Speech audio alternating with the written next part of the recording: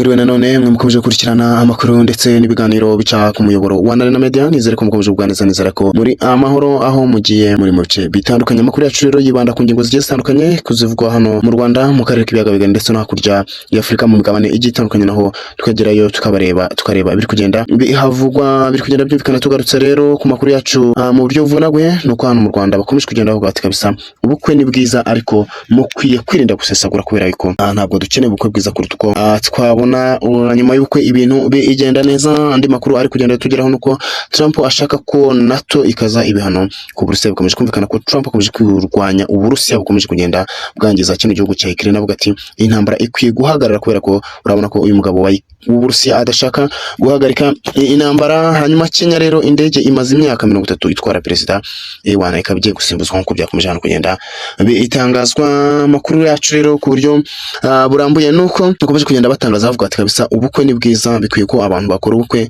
ariko ntabwo bakwiye gukora ubukwe bw'ikirenga. Ugasanga abantu bakoze ubukwe bw'ikirenga, ubukwe bw'amafaranga menshi cyane, ariko ugasanga ubukwe bwabaye bwiza, ugasanga ibirori ni byiza, ariko nyuma y'ubukwe ibintu bikazagenda neza, abantu bakazasigara nta kintu bafite, abantu bakazasigara batukana, abantu bakazasigara mu madeni, abantu bakazasigara bishyura.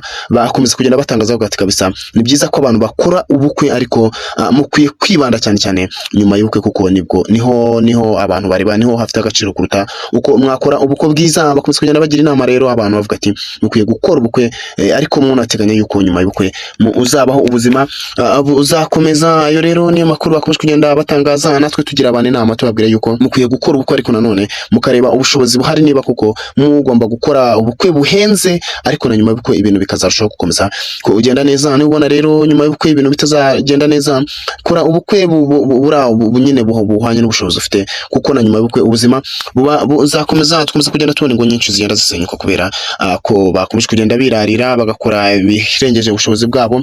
Bamwe baba banagujije, hanyuma nyuma y'ubukwe ibintu bikagenda nabi, kubera ko ibintu batabikoze neza, batabyorganize neza. Ibintu rero abakora amakwe, abasore n'inkumi, ibyo bintu byanyu mu byorganize neza kugira ngo ibintu birusheho kugenda neza. Tugarutse kuri izi nkuru zacu sindi rero nuko Trump kabisa yakomeje kwihanangiriza Uburusiya, avuga ati Uburusiya turaburambiwe kabisa, kuko bukomeje guteza umudugara hano muri Ukraine kabisa, nuko yakomeje kugenda abitanga. Perezida rero wa Leta Zunze Ubumwe za Amerika Donald Trump yabwiye ibihugu biri mu muryango w'ubutabarane NATO ko icyo gihugu kabisa kizashyiraho ibihano bikakaye ku Burusiya. Biri kumvikana mu gihe nabyo byaba byishyizamo kugira ngo bishyiraho ibihano bikakaye ku Uburusiya. Ayo ni amagambo Trump yakomeje kugenda yandika kabisa. Ikaba ari ibaruwa yandikiye bino bihugu biri muri NATO. Iyo tuvuze NATO rero twumva bino bihugu biri bihugu bitabarana, ibihugu biri mu nshingano zo kugenda zitabara ibindi bihugu biri mu kaga. Akaba yakomeje kubyandikira n'ibihugu rero bikomeye ku isi, ibihugu bikomeye ku isi bikeya, bikaba byarishizamo kugira ngo bijye bikomeza gutabara nyine ibihugu bigiye biri mu kaga,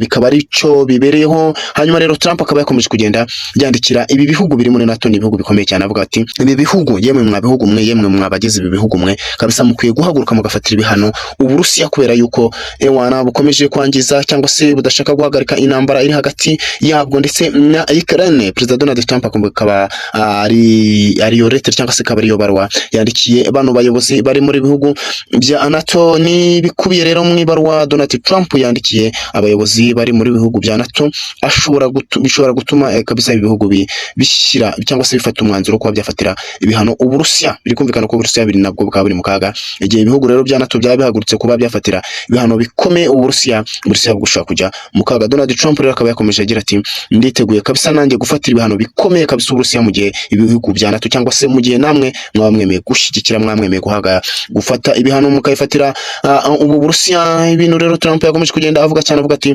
ibihugu biri muri NATO abyanangiza, avuga ati mukwiye guhagarika kugura ibikomoka kuri peteroli bituruka mu Burusiya, kuko nabyo biri mu bintu bituma Uburusiya bukomeza kubona ubushobozi butuma bukomeza kugenda burwana cyangwa se butera inkunga mu buryo bw'amafaranga. Avuga ati mukwiye guhagarika kugura ibikomoka muri peteroli bituruka mu Bushinwa, kubera ko ibi nabyo biri gutuma iyi ntambara itarangira. Trump rero yakomeje agaragaza ko kuba ibihugu byinshi byo muri NATO bikomeje kugenda bihaha ibikomoka kuri peteroli hano mu Burusiya ari ibintu kabisa adashaka, ari ibintu yakomeje kugenda arwanya. Avuga ati muhagarike ibintu bikomoka kuri peteroli kuba mwabigura hano mu Burusiya, kuko hari ahandi henshi mushaka kugura ibi bintu. Agomeza kugenda rero atangaza ibintu avuga ati mureke muhagarike kugura ibikomoka kuri peteroli byaba bituruka hano mu Burusiya. Ayo niyo magambo Trump yandikiye rero ibiyobozi ibihugu biri muri NATO, avuga ati wana muhagarike ibyo bintu, muhagarike kandi ntabwo tubikeneye habe na gato. Biri kugenda byumvikana rero ngeriteguye kuba nafatira ibihano bikakaye Uburusiya mu gihe namwe mwaba mwiyemeje kuba bihagarika, kandi yerekanye ko igihe NATO yashyiraho imisoro iri hagati ya 50 ndetse n'100% ku bicuruzwa byose bituruka mu Bushinwa byazakurwaho nyuma y'uko intambara y'Uburusiya ndetse na Ukraine yaba ihagaritswe. Biri kumvikana avuga ati Perezida Trump rero kandi aheruka gusaba abayobozi bo mu muryango w'ubumwe bw'Uburayi ariyo bita European Union ko nayo yashyiraho ibihano bikakaye ko bazamura imisoro ku bicuruzwa bituruka mu Bushinwa ndetse no mu Buhinde. Murabyibuka ko ibi yakomeje kugenda bitangaza avuga ati wana muzamura imisoro ku bintu byose byabituruka no mu Bushinwa ndetse no mu Buhinde. Akomeza kugenda avuga ati Uburusiya turashaka kufatira ibihano kubera ko ntabwo bushaka guhagarika intambara iri hagati yabwo ndetse na Ukraine. Perezida Trump rero atekereza ko mu gihe ibyo baba bikoze, mu gihe ibyo baba babihagurukiye, mu gihe ibyo ababwiye babishyira mu bikorwa, atekereza ko intambara hano muri Ukraine ndetse na n'Uburusiya yahagarara nk'uko yakomeje ugenda abitangaza. Andi makuru rero ari kugenda tugeraho kabisa nuko indege imaze imyaka 30 itwara perezida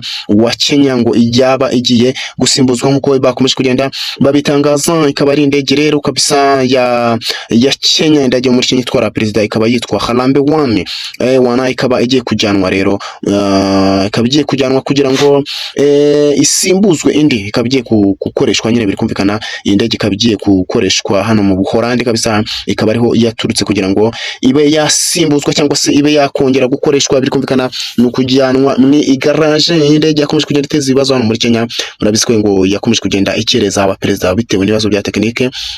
Rero bakaba bifuje kabisa kuba bayisimbuza indi ndege kubera ko ni indege ngo ikora ibirometero bike cyane, mu gihe ngo perezida ashaka kujya mu bihugu bikomeye nka Leta Zunze Ubumwe za Amerika cyangwa se mu bihugu bya kure adashobora kwifashisha iyo ndege kubera ko ngo igenda ibirometero bikeya, bikaba ngo bimusaba kwifashisha indege ya Boeing indi ya Kenya. Kandi biri kumvikana ko ngo n'uburyo bwo gusesagura niba indege ya Boeing ishaka kugendamo abantu benshi cyane ikaba yagendamo perezida n'abandi bantu bake bamuherekeje, ibyo bakabifata nko gusesagura umutungo w'igihugu. Rero bakaba bifuje ko iyo ndege yatwaraga ngo abantu 26 rero ikaba igiye kujyanwa mu Buholandi kabisa kugira ngo ibe yashakirwa ibikoresho. Ibyo bikaba bizafata umwaka wose kugira ngo nyine ibivuye mu igaraje, ariko bakaba bakomeje kugenda batangaza ko ari nabwo bwa nyuma ngo iyi ndege yabigiye mu igaraje.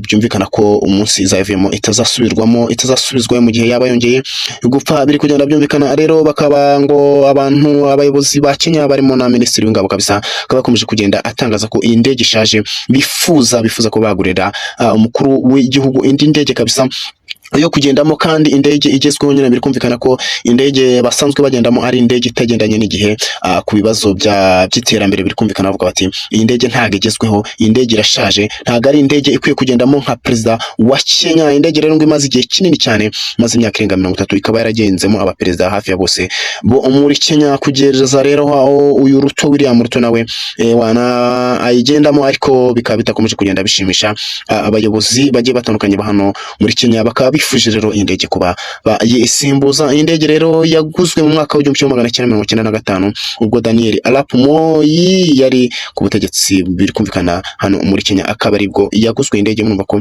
imaze igihe kinini, bakaba rero bifuje kuba bayisimbuza.